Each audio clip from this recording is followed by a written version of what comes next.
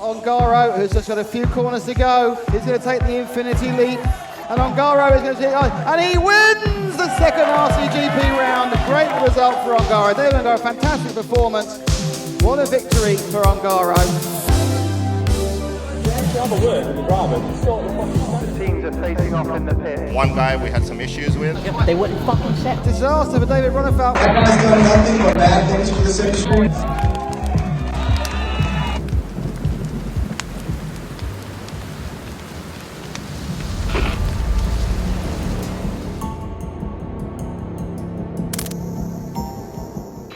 RCGP founders have set their sights on being the next big spectator sport hitting a screen near you. We're here because we're trying to do something big. We're here because we're trying to do something different. Coming up with the next big thing could be big business. Is it going to be Formula One, Bernie Ecclestone billions? Of course not. An all-professional global racing series with radio-controlled, nitro-powered 1.8 off-road buggies set in the mould of Formula One and MotoGP. What do they have more than us? We have all the ingredients. You have the adrenaline, you have the show, so I think that's all we need. But the path to success has not been an easy one. They think it's a miracle that we made it this far. This has blown, I think, all of our minds as to how involving it is. And one of the co-founders doesn't make life easy. I had to deal with people and they say I'm the world's worst at doing that. But they aren't giving up hope. Is it capable of being profitable? Absolutely. And not at anybody's expense. You worry about losing David's money? No, not really. I mean, honestly, I don't. But it's not just David and JQ putting it all on the line. Full-time racers and teams are taking this one big chance for their industry and livelihoods. RC racing definitely isn't your average career choice. At school, I never would have imagined that someday I'd work for a brand that's so passionate about the sport that they're going to literally send me all around the world with me and my dad to different races. It's crazy.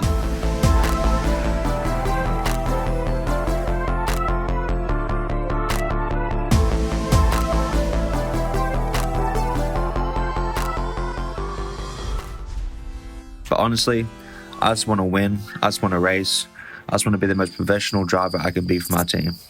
8, 7, 6, 5, 4, 3.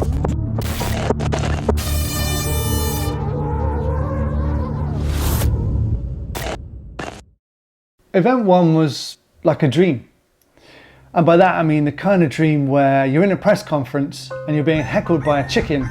I've never been heckled by a cockerel before, I must admit. And then you look down and there's a stray cat walking in the direction of a fire that someone's just started. Kind of sums up the general vibe. And that's not even the drama. Everyone just seemed to come out fighting. Just full power trying to go somewhere. Keep getting hit. Rather aggressive maneuvers. Fighting on the track. 6 races of havoc. Teams fighting each other. Teams fighting themselves. Enough drama go down the line. Fighting online. A little aggressive. The track themselves fighting with RCGP. Even the commentator. You get an email and the next morning you post about it. No matter who you are, that's not professional. I just wanted to get you to say something positive. A few sour things afterwards. Yeah, I mean, I'm surprised it was limited to that, to be honest. I mean, there was so much negativity going into this. Race 1, I don't know. It was interesting. Doesn't really faze me, but I think David took it pretty hard after Manila.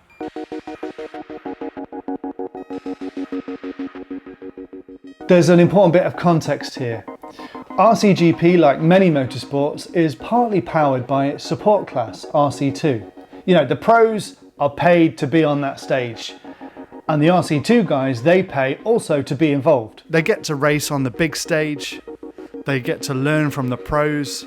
They have a chance to get promoted to RCGP.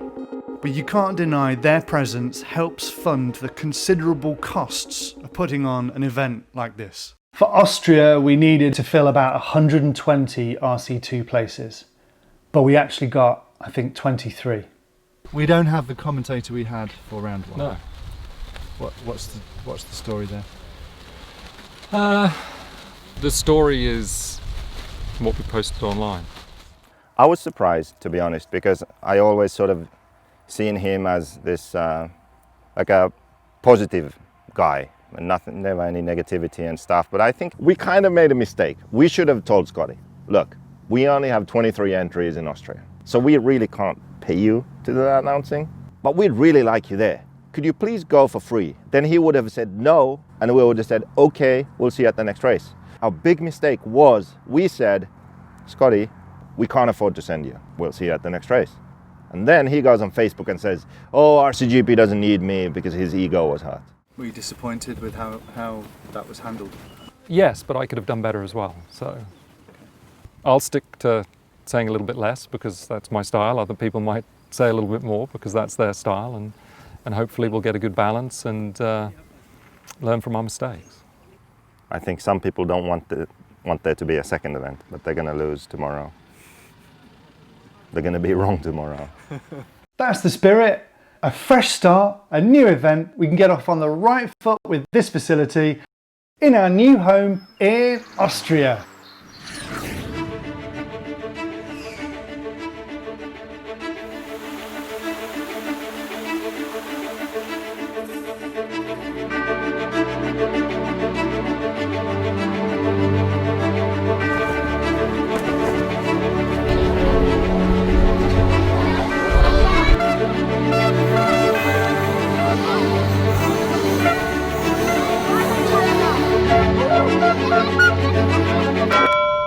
But there's always a few little tweaks, like for instance that banner needs to be higher. Just a shame that means it'll cover up the track owner's logo. Here we go again. This is okay. It's not good for the camera. For the camera? They need to see the RCGP with the drivers right at the top. Possible?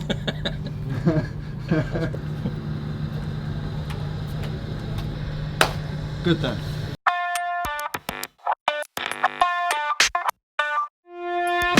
My brothers go to the store. We need more tools for this one. Okay? Thank you.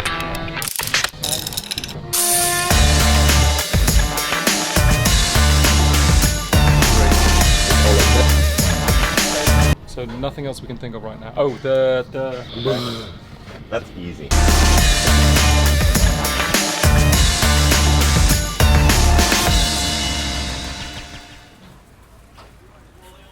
As the teams arrive and set up, one of the first out surveying the track is RC2 hopeful Leonardo Valente, making his debut.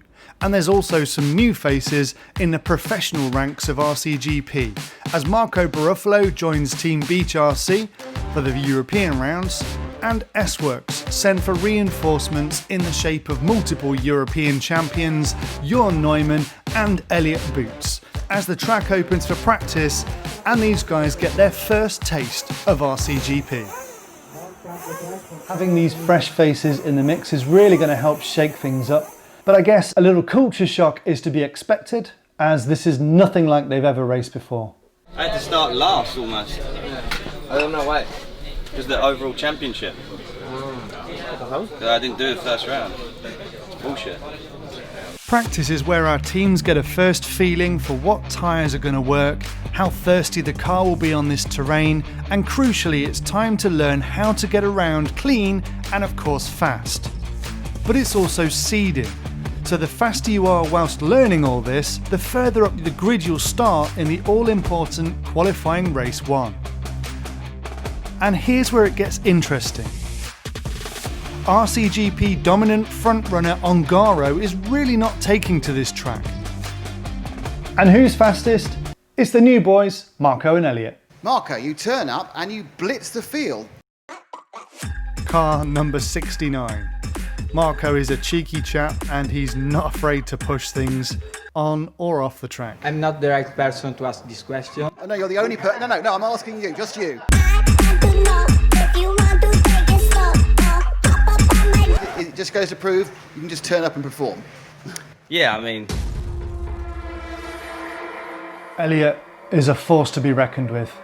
He has an owl tattoo on his neck and it watches his opponent to his side on the driver's stand.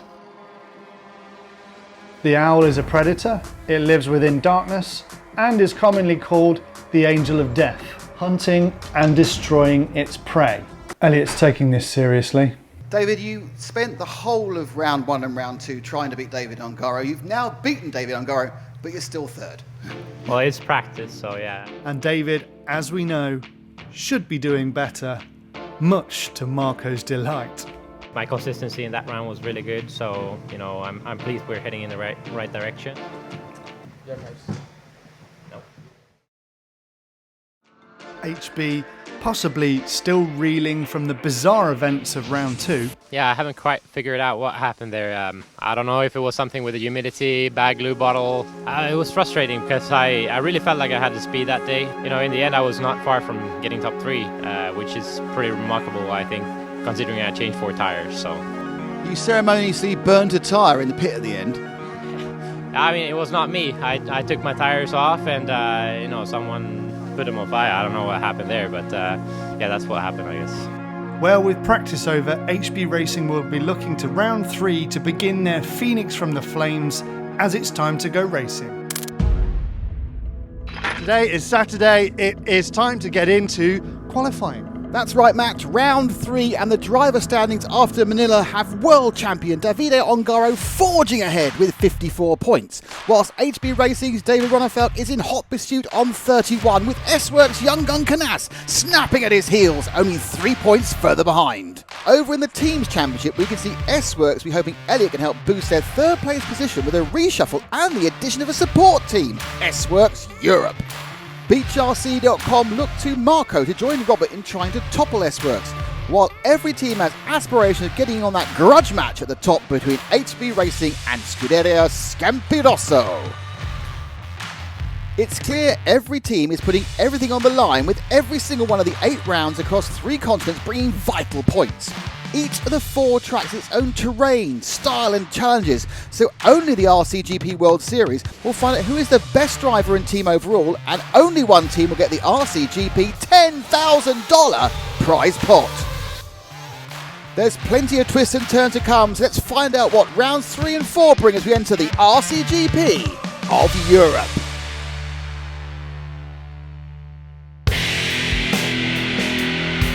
With the stage set for battle to commence, it's not just local schools here visiting to meet the world champion. Teams will stop at nothing to get even a few tenths of a second on their rivals. And some of the biggest RC engine and tyre manufacturers have sent their top guys to support their drivers. The stakes are certainly high as the track opens for RCGP Round 3. The big news really, I think, is that our newcomers have taken 1st and 2nd, and that the man who we all thought was actually invincible has dropped back to 4th, and that's Davide Ongaro. So, all the cars down, they stand back, let's see what happens. And they're off, and it's a good drive from all the cars. They've got oh, this is very sensible driving by all of them. They kind of backed out of it, and 14 cars streaked down towards us at the hairpin. Swing around, it's still Baruffalo. Boots look at the inside, didn't get it, and Ronefalk is in 3rd. So Baruffalo has the red and blue car, Boots there with the white and orange. Boots with the S-Works join the championship now. Oh, he's been tipped over, and that's a disaster for Elliott because he'll drop back to the bottom of the field. And also rolling there was Baruffalo. So suddenly the top 2 have rolled over. And that leaves the case open for Ronefalk to lead. So Ronefalk leads, 2nd place Ongaro and 3rd place Ogden. So HB 1st and 3rd. Good effort to our newcomers, super fast in practice. But you know, RCGP will swallow you alive.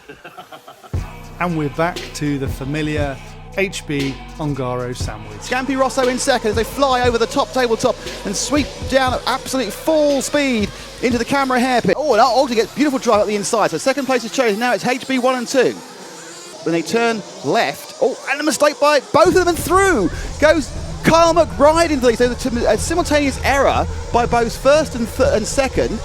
And now power up the inside, and Ogden gets past me. This is a fantastic opening. So it's now Ogden, McBride, but it looks like, and up the, oh, and trying to get the inside there was Ongaro, and a terrible bit of drive for Ogden. So Ongaro now goes to 2nd. So it's Infinity from Scuderia Scampirosso. Look at Ongaro now, going to get the drive off on the patio. He'll turn left onto the low tabletop. They're right behind on now, but McBride just needs to keep him back. It's now, it's double, single, hop. Bit of a gain there for McBride. There's about 4 corners to go for the Australian to claim a win. The whole of Australia holding its breath. Ongaro getting up the tight, so they've got 2 corners to go. All McBride needs to do now is turn left successfully, and McBride does turn left. McBride wins the first one. Qualifying races can lead to some real dirty battles, but I'm learning to slow it down.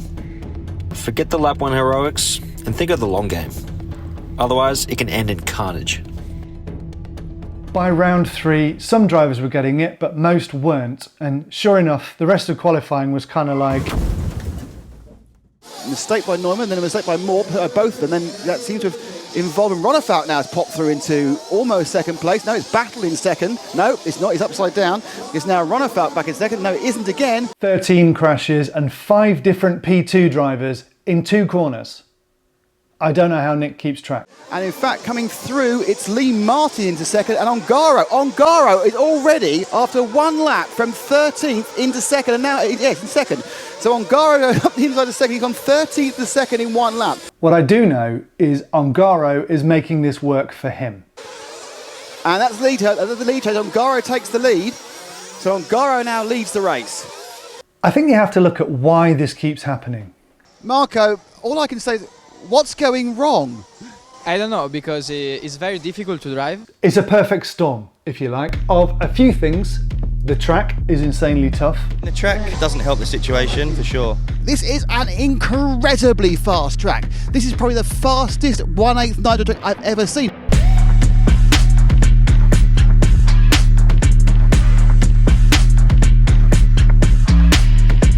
Phenomenally fast. Yeah, it's fast, but also has a particular hot spot for havoc. The only problem is the triple. They have a triple here. The triple? Especially with that triple. Definitely the triple.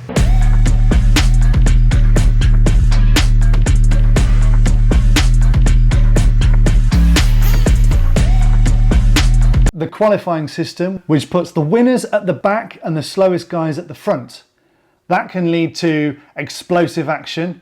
And who's the architect of all this? A man who managed to do suitably badly in round 1, so you're starting on the front row.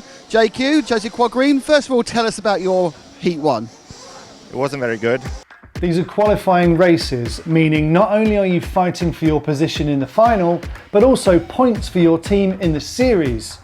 That's where the money is, and that brings out the best in some, but not everyone. Got taken out quite a few times. It was Demolition Derby. Carnage out there, so something I didn't really expect.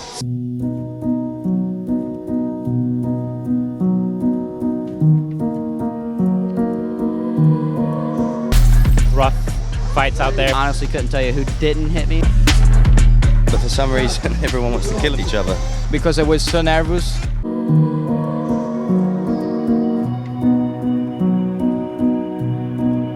It made it more stressful for us, but I think it's good for spectators. It was your idea to add more excitement. Well, was it more exciting? I thought it was. However, this triangulation of extreme factors tends to result in a phenomena called race panic. It makes great drivers do stupid things, which leads to chaos, which breeds more race panic, sucking drivers into the carnage like a magnet, leading to all-out pandemonium.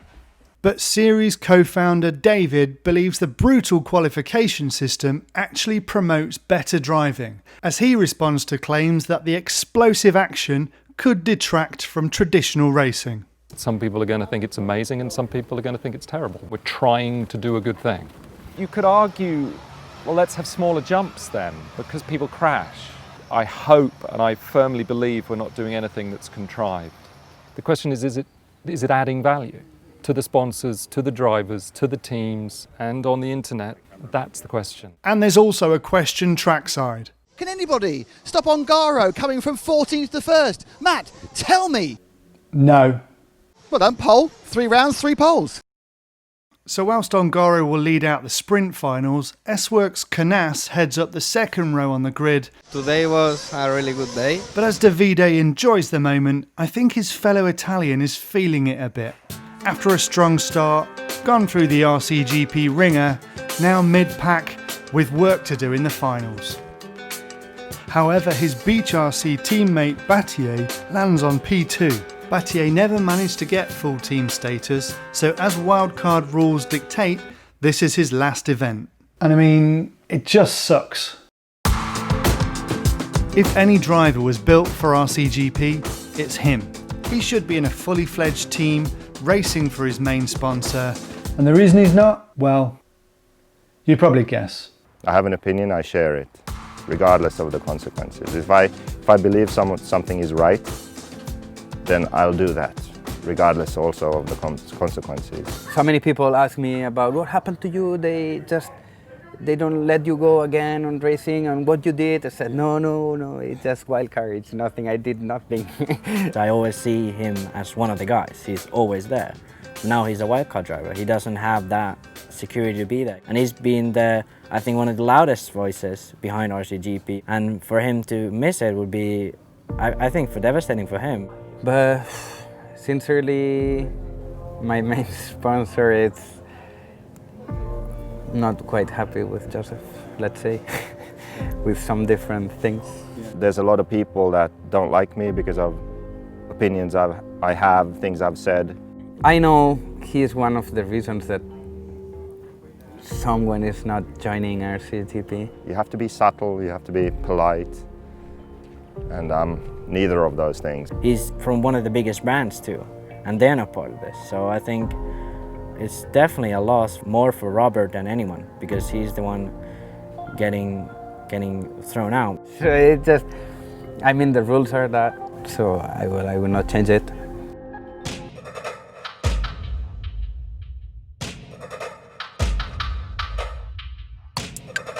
Got Ongaro in pole, Battle second. One Carlos Canassis third, Malere. And it's a great start. Oh, there's a fabulous start for Battle. He's kind of out-driven into second place by Canas, but it's Ongaro who's got way clear. Ruffalo with the beat charge. Oh, he makes a mistake and through. Go over Ronafalk in the yellow and greens. It's Ronafalk now who takes over in third place with Carl McBride from Australia in fourth.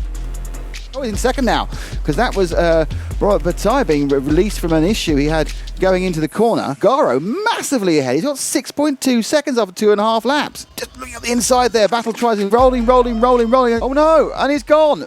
What's happened? Ronafalk. He's flamed. There's no kind of race you want to have technical issues in, but a sprint final, a flame out, and it's more or less game over. And no driver wants this fate, least of all Ronafalk, after his hellish round 2, and it's a heartbreaking start to round 3. His pit crew got him back out on track again, but in a 20-lap final there's no way to lose time and still be competitive. But the good news is for Battle, he's currently on for a second place. Behind him, the bright green car of JQ, still in third, so proving some of his doubters wrong. Well, he's kept the car on the island. He's just used his experience and he's going to run in third.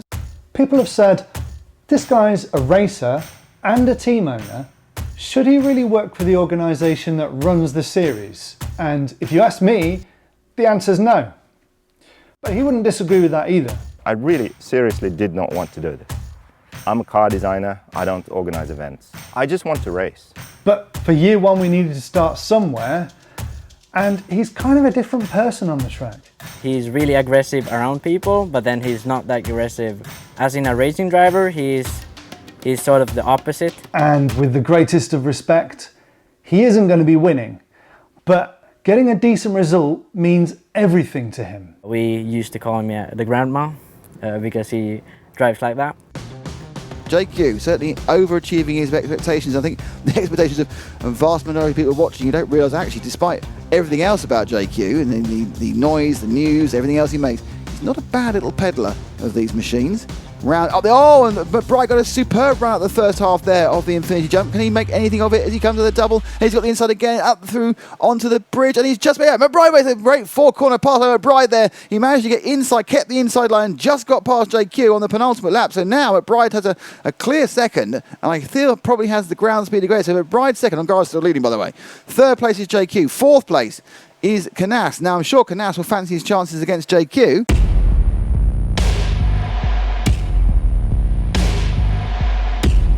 This is the last lap now 28 seconds behind. There is JQ still in third in the background. Behind him is Carnage. And as we look, see what's happening. Oh, there's a huge... Oh, Carnage and JQ were looping together.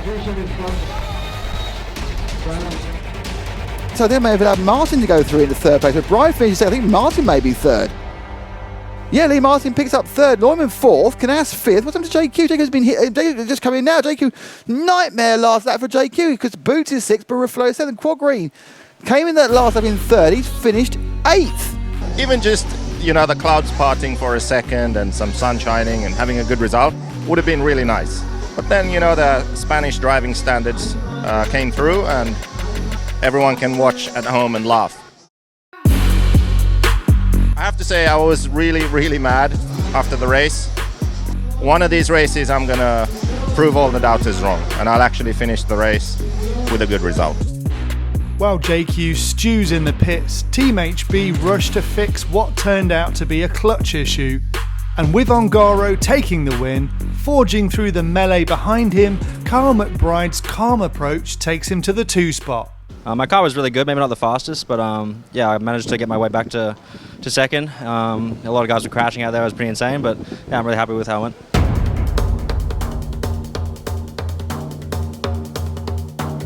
It's by no means over, as all the teams return to the battlefield for sprint final leg 2. And they're off.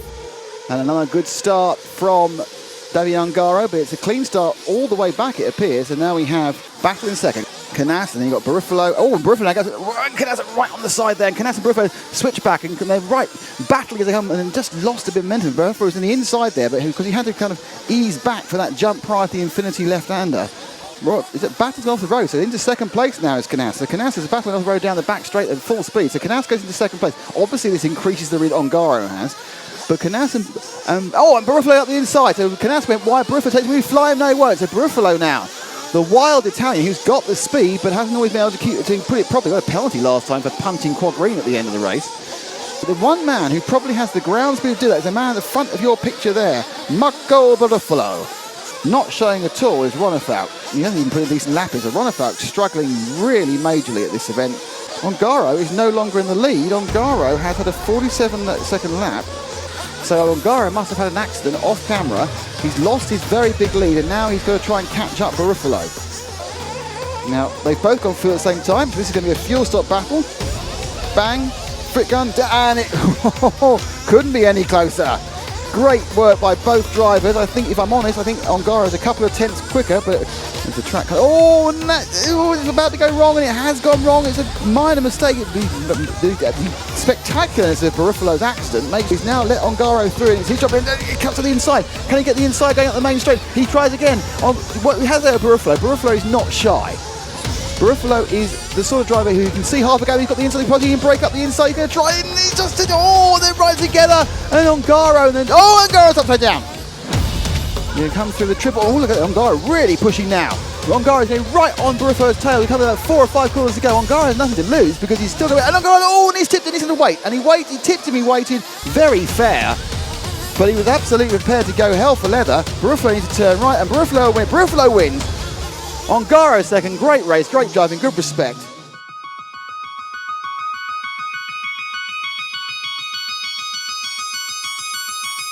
Finally, it all came together. Finally, for the last final, I used the brain because when I think I was driving slow, my dad said to me on the headset that I was fast. So I think it's only a problem of my head.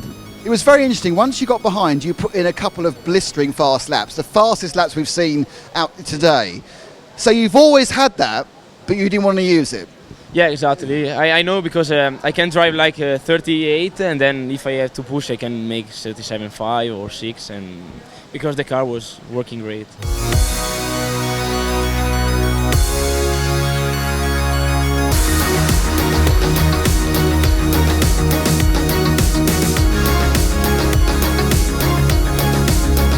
It's amazing to come through the sprint finals and get on the podium. But you still have this feeling that you have to prove yourself all over again. Because tomorrow, it's all about endurance.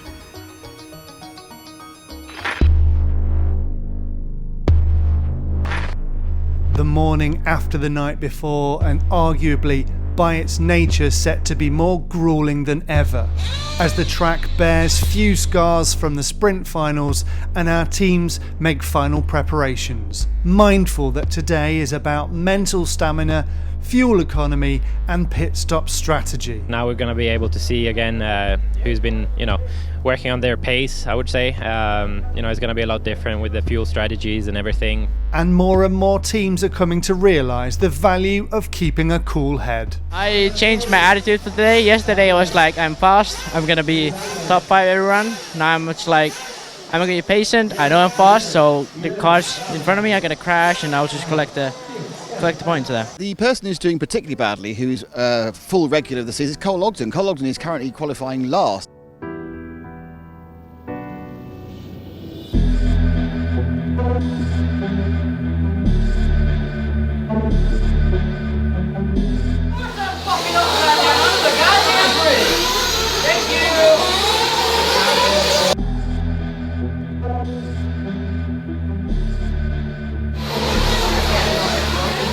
What's been going wrong? Everything. Just bad luck, Like you said, if you don't have any luck, then you're not going to do good, I guess. So. After tragedy for Ronnefalk in rounds 2 and 3, HB really do need to perform in round 4. And for Robert Battier, the sprint finals didn't go to plan, so today is his last chance to shine in RCGP before his wildcard place is over. Quite sure what's happened to Ongaro. Ongaro's not been as good in traffic today as he has been moving out front, no problem whatsoever. In traffic he seems to struggle. So maybe Ongaro was having an off day too, but he's still qualified in second, with Buffalo continuing to impress on pole, and on P3 a break in the clouds for HB. You finally got the first lap right and you were clear free. Yeah, I started 5th I think in this one, and they got a little bit together in the back there and I could go around the outside, and so from 5th to 1st on the first lap is not bad and it makes it a lot easier. The story is, it's Buffalo from Ongaro from Ronnefalk. It's a very, very fast track. Does that mean it's a very thirsty track as well, so short runs? Yeah, I think with the full stop I will do 7 minutes, so yeah. While the sprint finals tend to have one fuel stop in them, the endurance obviously has many more, but exactly how many depends on each team's strategy. Every stop burns precious seconds, eating into your race. You can either drive harder with a more aggressive setup, consuming more fuel, or be more economical, easing off, saving fuel and tyre wear. But it's pretty clear which approach Marco's opting for. I think I will do 2 full stop more than other drivers because I think I fuel at 6 minute third. Yeah. So generally you're getting through the fuel that quickly? Yeah.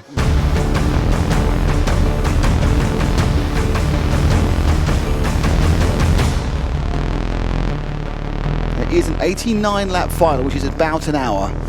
And off they go, and it's a clean start from Buffalo, but Ronnefalk's got up around the outside of Ongaro. They're stuck there. Ongaro's got himself a little bit stuck. So that was very nearly a disaster for Ongaro in that he was being pushed in the wrong way. But and now first and second have come together, and second and third. Wow, Ongaro's had 9 accidents and nothing's happened to him. And now Ronnefalk is the massive loser. He's got stuck underneath Robert Battle, and that has dropped him down to nowhere. Right, now this is the absolute meat of the battle. These two guys have been by far the class of the field today.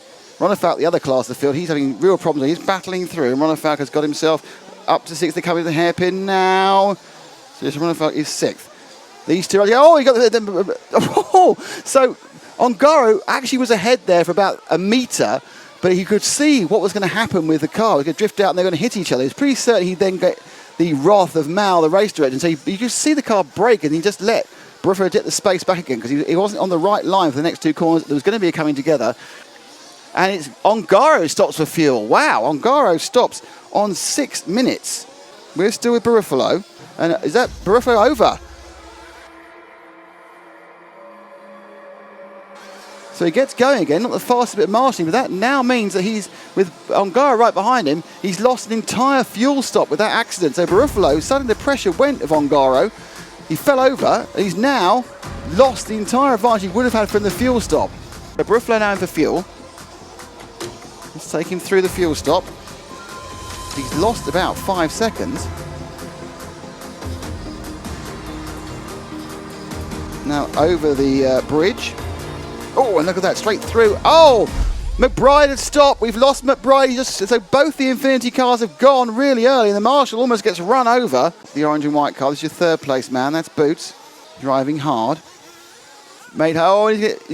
Oh, no. There's the second time that Boots has done that. I think what's happened is Carnage now has popped into third. It is. It's Carnage now in third. Ronefalk has managed to get himself ahead of both of them, so Ronefalk might be running very long. Ronefalk definitely had a pit stop in hand over on Garo. So after a nightmare start for Ronefalk again, he's back into second, but only because he hasn't stopped for fuel yet. Most likely when he does, he'll go back down to fourth. But his best hope is his fuel economy. If he can make less stops than the drivers in front of him, he can gain on them while they spend more time in the pit lane. Problem for Buffalo. He's dropped back 12 seconds from Ongaro. Ongaro leads. Canas is second, Boots is third. So Boots with the S-Works, as is Canas. So they actually are teammates in the S-Works International team, and they're, well, nailed together really. Oh, and that's now Boots' chance. Boots does get Canas. So basically, it's beginning to work. The S-Works guys have been fighting amongst themselves, and Ronefalk has been slowly making gains. Boots is fast, but he needs to do more pit stops, so there's more time to deal with him later. Canas, however, is getting very similar mileage to Ronefalk, so it's time to push. Like now. So you look at Canas, you can just see behind him, you can see Ronefalk. That's a real overshoot of the hot race corner. And they come together, and Ronefalk now at the inside run. They're real aggressive wheel-to-wheel contact there between Canas and Ronefalk. It started when Canas went really wide. Let's see that again. So he went very, very wide, skiddy, and then there, Ronefalk had his chance, came across the line, squeezed him. Nothing really too wrong about that. And the inside, there's another. Oh, he just tipped the inside of the patio, and suddenly it opened up, and Ronefalk just snapped at his chance and straight up inside. Ronefalk really is running long. As Ronefalk does another lap without stopping. He's got whatever fuel he's got in there, it's lasting forever. And you can see the Boots is right behind him, which is interesting. So Boots actually is going quicker than Ronefalk because he's made up a couple of parts of the fuel stop. So Ronefalk's finally made his stop. It goes around the hairpin now. 94 car of Davide Ongaro. He has a lead that's going to be over Boots now in second. Ronefalk will be third. So Canas was the loser of that round of pit stops, to be honest. He just dropped back out of it and go into the triple. So Boots on the triple now. So that's Boots. And he's going to come over the bridge. So he's now not very far ahead of Ronefalk, and he's obviously got to stop not in his pocket, if that makes sense. He has to make an extra stop.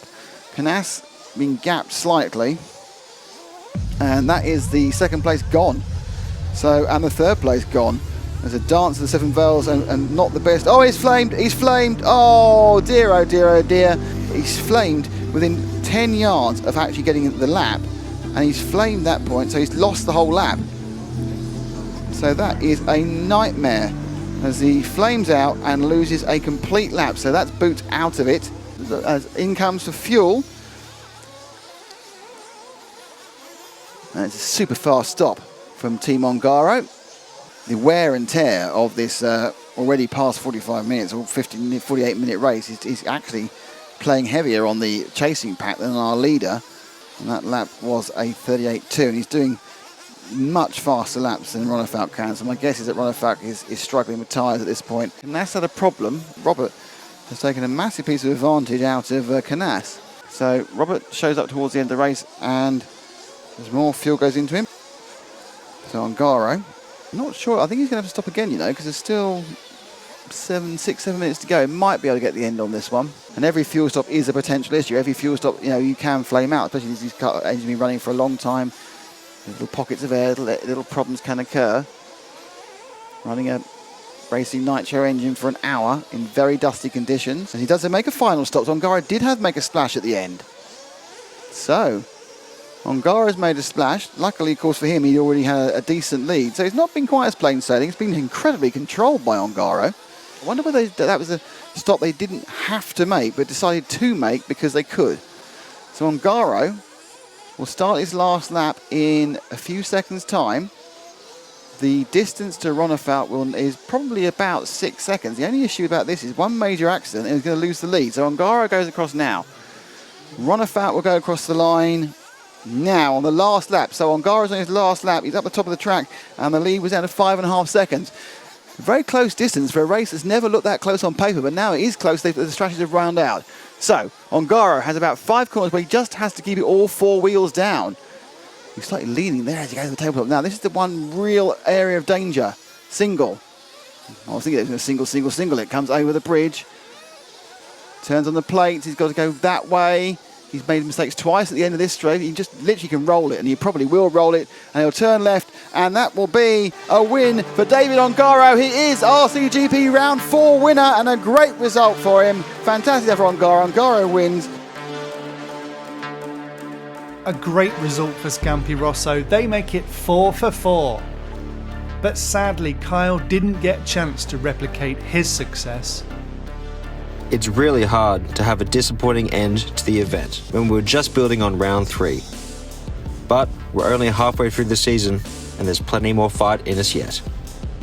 Baruffalo misses out, but his teammate Robert gets to enjoy a final podium. And Ronefalk comes through for HB, but he's still not happy. It's up to the referee, I guess, to call the race. And this weekend, I heard no penalties, more or less. How can I don't know. I got the shit out of it. There was a penalty for me that I didn't hear about. I think there should be a lot more penalties given, let's say it like that. You know, being the ref is the hardest job on the track. And racers do like to moan. But Mao was coming up against a surprising level of resistance. Hopefully the ref's going to be a bit stronger today. He got the penalty, me and not him. Stop and go. And he got a little pissed. I don't know if he'll like what I want to say. So I said, what the fuck? I'd say it was definitely coming to a head. I'm a bit disappointed and your race is over.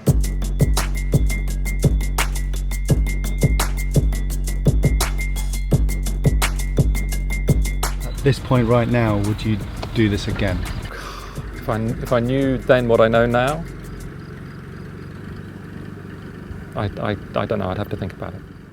Well, there's 4 more rounds for David to ponder, but alas, it's the end of the road for Robert. Start racing, shit happens. Wake up every morning with drive. Been on the grind, know I had to survive. We had to win. Started from the dirt and the rubble. I had to be the needle that was popping your bubble, letting the air out. Walking with a clear route. How we gon' rise today?